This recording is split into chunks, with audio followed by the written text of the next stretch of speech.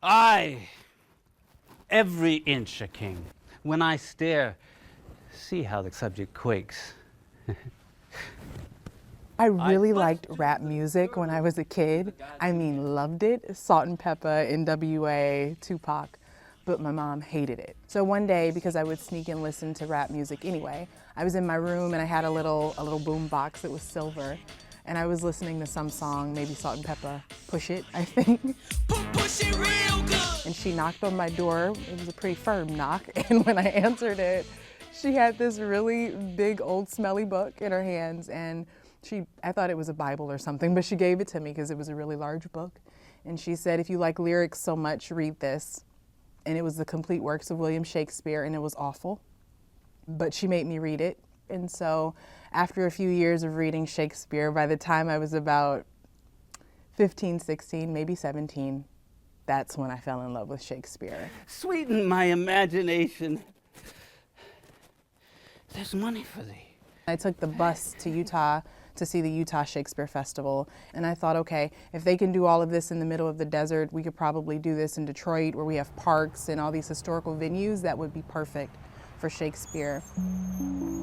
It took about a year for us to finally put up our first show because people had better things to think about than building a Shakespeare company in Detroit.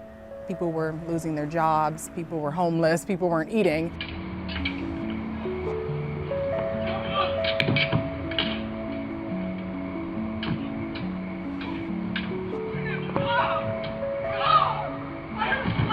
I said, okay, if we don't get this soup funding, then I'm gonna have to cancel the show, and I would have been hurt, really hurt, because Shakespeare in Detroit is, at this point, it's my life.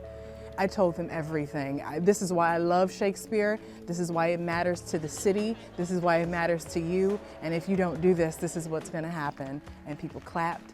And then Amy came up after everyone else had presented, and she announced Shakespeare in Detroit, and I just... Congrats, congrats, congrats. We had a show. We had a set. We were able to do Antony and Cleopatra because of Detroit Soup. And now our joy, though the last and least. And now we're gearing up for King Lear. So this will be our 6th production. The vines of France and the milks of Burgundy. But the wonderful thing that I think about us is our diverse audiences and our diverse cast. And with Shakespeare, there's an opportunity for colorblind casting. So giving actors from all walks of life, experiences and backgrounds the opportunity to actually be on stage and do these really, really awesome plays. Whenever people talk about the revitalization of Detroit, they talk technology, or they talk food, or they talk financial. Everybody always forgets about the arts. New York is not New York because it has a cool Wall Street or a cool financial district. It's New York City because of the arts. The fact that people have actually come out to see our shows, I am amazed. Every time we do a show and I see people sitting there waiting for something that I thought in my head on a bus ride from Utah, that is incredible. And the fact that it started with my mom handing me some just big smelly book, that's crazy.